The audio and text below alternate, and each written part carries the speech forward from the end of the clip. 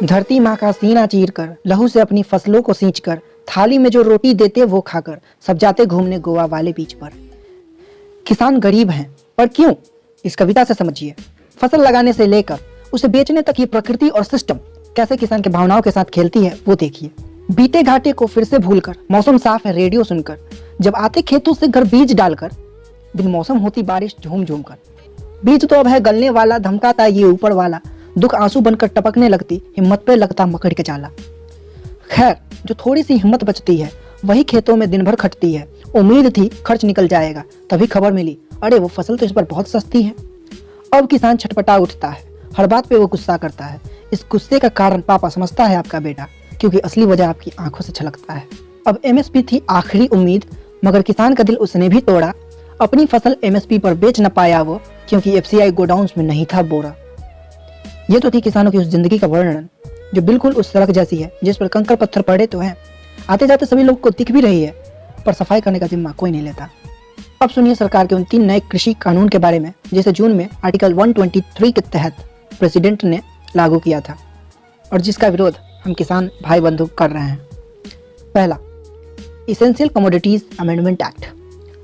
अभिव्यक्ति की आज़ादी है अब, अनाज जमा कर भरो गोदाम, गरीबों का घर तो छोटा सा है, बिल पर रहने देते सिर्फ डीलर्स का नाम। सस्ते में अपनी अनाज बेचकर, मजबूरी का लकीर खींचकर, रोता किसान मंडी से घर लौट आएगा और डीलर का गोदाम भर जाएगा। बाजार में जिसकी कमी हो जाती वो चीज़ बड़ी महंगी हो जाती। महंगाई का दौर आने वाला है जो सबको खून के आंसू रुलाने वाला है।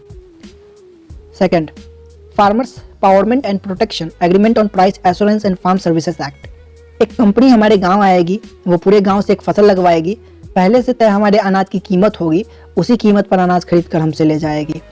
भले बाजार में उस अनाज का दाम कॉन्ट्रैक्ट पर लिखे दाम से 10 गुना हो, कहीं और उसे हम बेच नहीं सकते। क्या होगा जब ये सिलसिला हो? 3, farmers produce trade and commerce promotion and facilitation act. किसान अब अपने अनाज को आज़ादी है भेजेंगे किसी भी राज्य को, बेचे चाहे मंडी में या किसी ठेले पे, कोई बाधा न होगी उनके काज को। मंडी में कोई बेचता ही कहाँ था, पर अब मजबूरन आना पड़ेगा उनको। बिचौलियों से बचाने के लिए कानून बनी है, पर अब डीलर महंगा पड़ेगा उनको।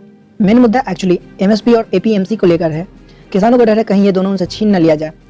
तो ये थे वो 3 कृषि कानून जिसको लेकर आज किसानों का गुस्सा चरम सीमा किसान जिसके लिए विरोध कर रहे हैं, क्योंकि किसानों का गुस्सा अगर चरम सीमा पर पहुंच गया ना तो बस उनके आने पर एक ही गाना बजेगा,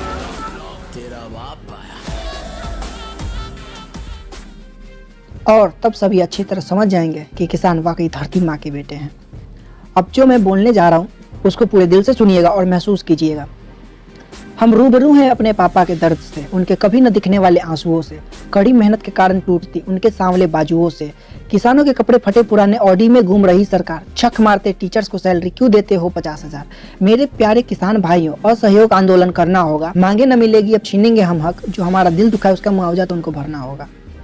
बस 1 से 2 साल उतना ही उपजाओ जिसको पूरा परिवार मिलके खा जाओ, रत्ती भर दाना बाजार को मत दो, उन लोगों की उन्हें औकात बताओ। जब भूख लगेगी और घर में अनाज न होगा, अमीर ज़्यादा दिखेंगे गेहूं गमलों में उपजाते हैं, फूलों के गमलों में अनाज लगाकर समझेंगे ऐसे पेट भरे नहीं जाते। अनाज के लिए भी एक एमआरपी लाओ, मतलब हो जिसका मिनिमम रिटेलिंग प्राइस, तब किसान को कुछ सहारा मिलेगा। इतनी सी है मेरी एडवाइस।